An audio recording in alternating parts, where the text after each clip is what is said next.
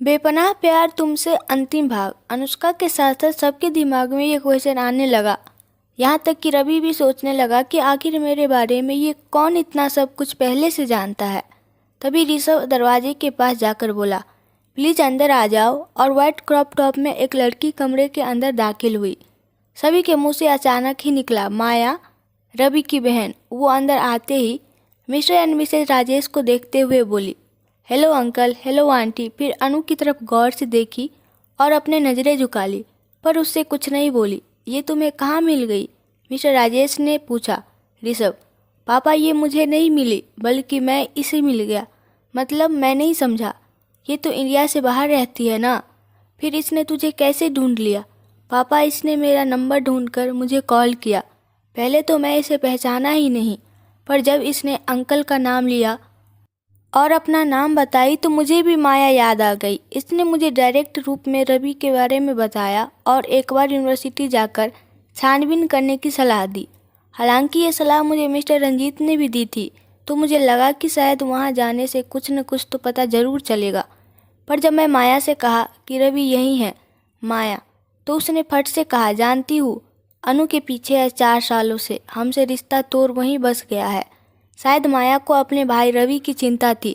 वो चाहती थी कि उसका भाई कोई गलत काम ना करे, इसलिए उसे बचाने की कोशिश कर रही थी और उसे यहाँ लेने आई भी थी। रवि, ये मुझे बचाने की कोशिश कर रही है। ये तो मुझे कभी खुश देखना ही नहीं चाहती है। अगर ये उस दिन शराब पीकर हंगामा नहीं करती तो इसकी शादी पहले ही ऋषभ से हो जाती और मेरी अनु से, पर सारा काम इसी ने बिगाड़ा है। माया बोली, भाई, अनु कभी आपसे शादी नहीं करती। वो ऋषभ को चाहती है। आप सिर्फ उसके एक अच्छे दोस्त थे और कुछ नहीं। रवि, चुप कर, नहीं तो मैं तेरा मुंह तोड़ दूंगा। गुस्से में रवि बोला, आज मुझे मालूम चला घर का भेदी लंका ढाए का सही मतलब क्या होता है। तूने विभीषण का काम कर दिया।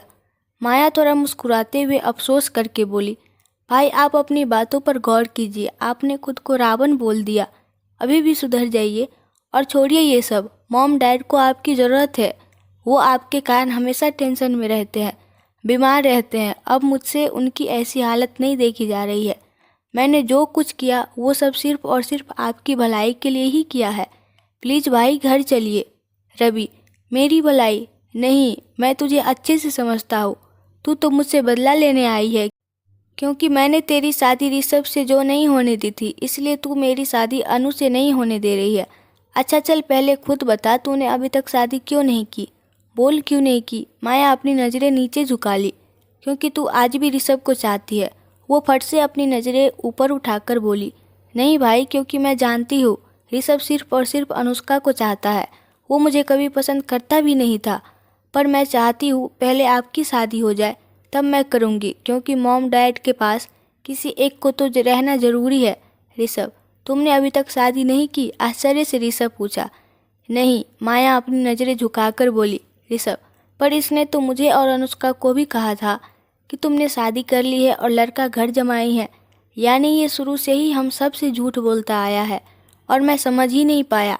इसे अब बोलेगा कि तू कैसे आरव और गौरव के बारे में जानता था। रवि चुपचाप खड़ा रहा और अपनी जुबान बंद रखी। तभी अनु उसके पास जाकर पूछी, बताइए न रवि जी, ये सब आपने कब, कैसे और क्यों किया? आप तो मेरे भाइयों से कभी मिले भी नहीं थे, फिर आप उन दोनों तक कैसे पहुँचे? शायद रवि अनु को मना नहीं कर पाया। उसकी मासूम आंखों में अपने लिए हजारों सवाल देख पिघल गया। वो अनु का हाथ पकड़कर बोला, अनु, ये सब मैं नहीं करना चाहता था। मैं इतना बुरा और गिरा हुआ इंसान भी नहीं था। बस तुम्हें पाने का जुनून मुझसे ये सारी गलतियाँ करवाता गया। मैं सच में तुम्हें ऋषभ से भी ज़्यादा प्यार करता हूँ। रवि जी, अनुष्का अपना हाथ रवि से छुड़ाते हुए बोली, मैंने पहले भी कहा था, मैं सिर्फ ऋषभ जी की हूँ और किसी की नहीं। फिर आप ये गलती कैसे कर बैठे? रवि, तब तक बहुत देर हो चुकी थी और मेरे दिल ने तुम्हें पहली मुलाकात में ही अपना बना लिया था। मैं चाहकर भी तुम्हें भूल नहीं पा रहा था।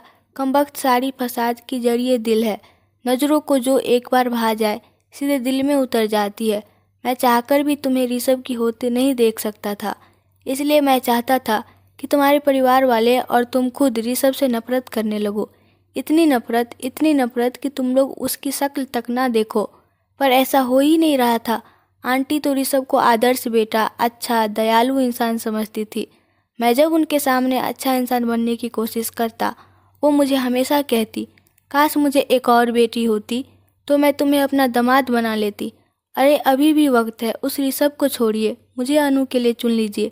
पर नहीं, ऋषभ उनका भगवान जो बना था, और मुझे अब ऋषभ ऋषभ सुनकर उससे ईर्ष्या जैसा होने लगा था। एक दिन जब तुम दोनों साइड पर कुछ काम देखने के लिए गए थे, तो ऋषभ ने मुझे अपने कैबिन में वेट करने को कहा था, क्योंकि उसे अपने लैपटॉप से कुछ फैक्स लेने थे, और इसी क्रम में उसने मुझे अपने लैपटॉप का पासवर्ड बता दिया। मैं ऋषभ को सारे फैक्स व्हाट्सएप कर ही रहा था कि फिर एक नया फैक्स आया। मैंने सोचा शायद ये भी ज़रूरी होगा, तो उसे भी पढ़ने लगा, पर वो फैक्स आरव गौरव की यूनिवर्सिटी से आया था। शायद वहाँ के प्रिंसिपल ने भेजा था।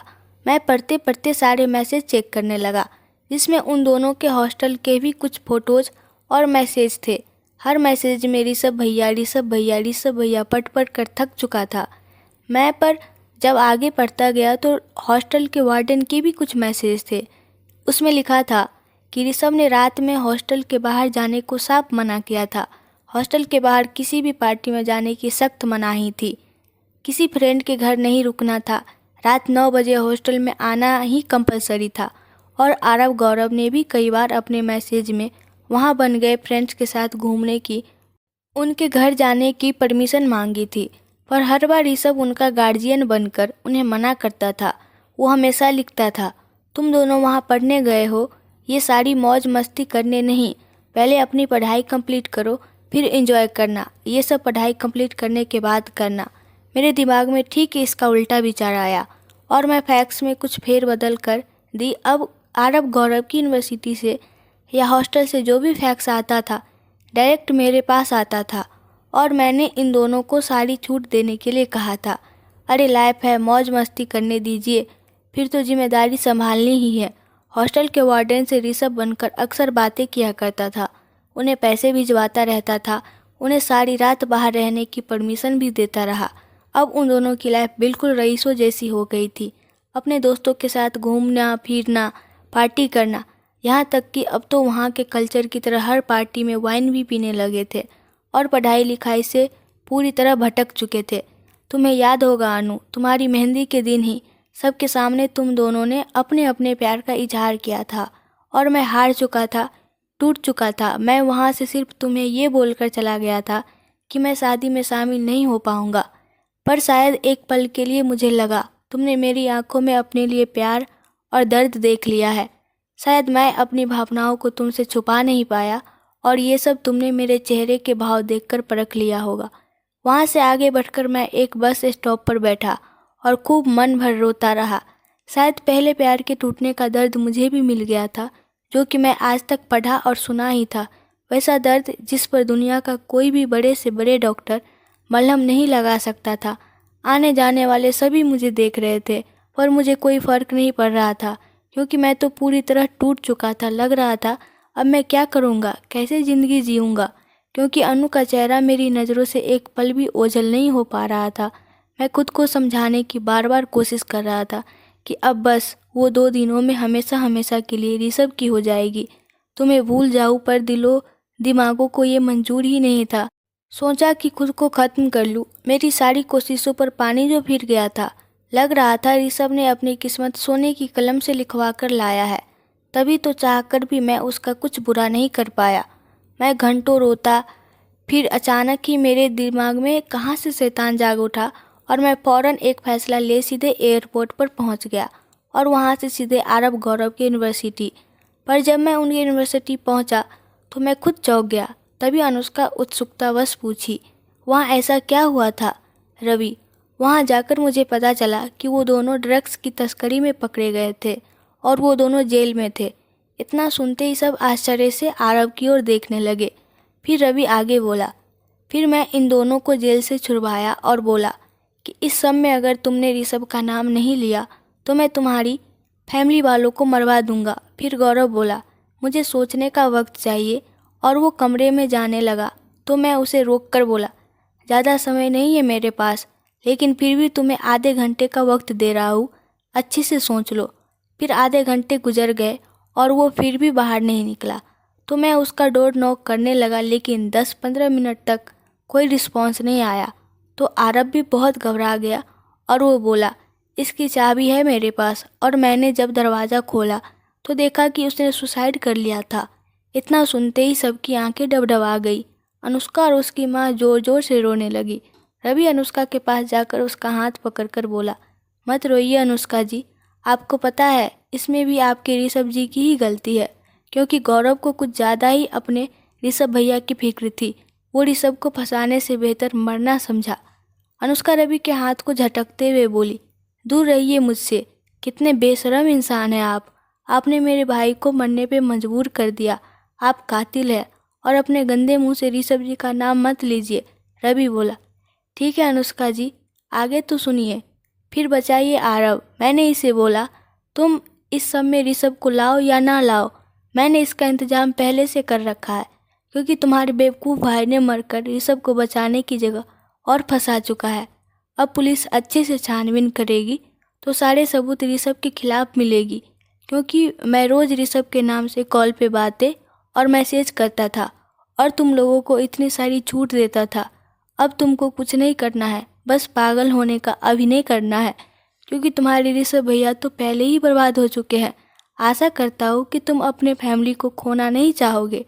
आरव तो सोचने समझने की स्थिति में था ही नहीं। वो गौरव के मौत से सदमे में था और वो डर भी गया था, और इसी डर का फ़ायदा मुझे मिला और ये आसानी से मेरी बात मान भी गया। और उस दिन से आज तक ये पागल का अभिनय करने लगा और मेरा एक आदमी हमेशा इस पर नज़र रखता था। और जैसा मैंने चाहा ठीक वैसा वैसा ही हुआ। आप दोनों अलग हो गए। आंटी ऋषभ से बेहद नफरत करने लगी, लेकिन फिर भी आप इसी ऋषभ से प्यार करती थी। लेकिन आंटी तो पूरी तरह से मेरी नियंत्रण में थी।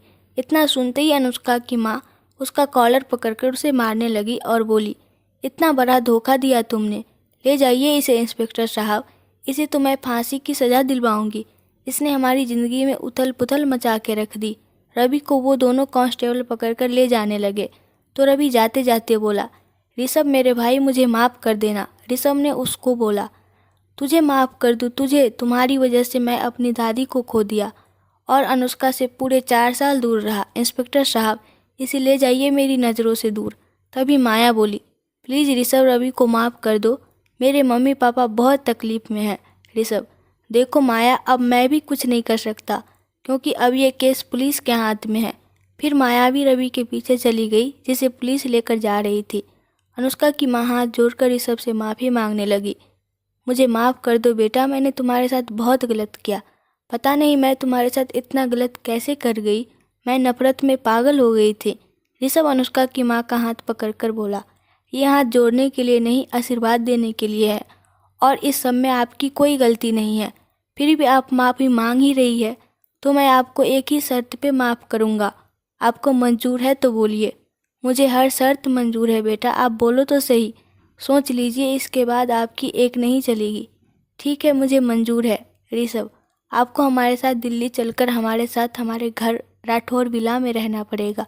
अनुष्का की माँ, लेकिन मैं अपने बेटी के ससुराल में कैसे रह सकती हूँ? तभी ऋषभ की माँ उनके पास आकर बोली, ऋषभ सही कह रहा है बहन जी, आपको हमारे साथ चलना चाहिए। ऋषभ के पापा भी बोले, हाँ बहन जी, चलिए हमारे साथ। तभी ऋषभ अनुष्का से बोला, अनु, अगर तुम्हारी माँ नहीं जाएगी हमारे साथ तो मैं तुम्हें भी नहीं लेकर जाऊंगा। ऋषभ जी, अनुष्का आश्चर्य से ऋषभ को देखकर बोली। ये सुनकर सब जोर से हंसने लगे। अनुष्का अपनी माँ से बोली, प्लीज़ माँ, हमारे साथ चलिए। अनुष्का की माँ, पर अनु, मैं कैसे? ऋषभ, परवर कुछ नहीं, आपको चलना ही होगा। आप शर्त पहले ही मान चुकी है और हम लोग जो पहली फ्लैट है उसी से जा रहे हैं।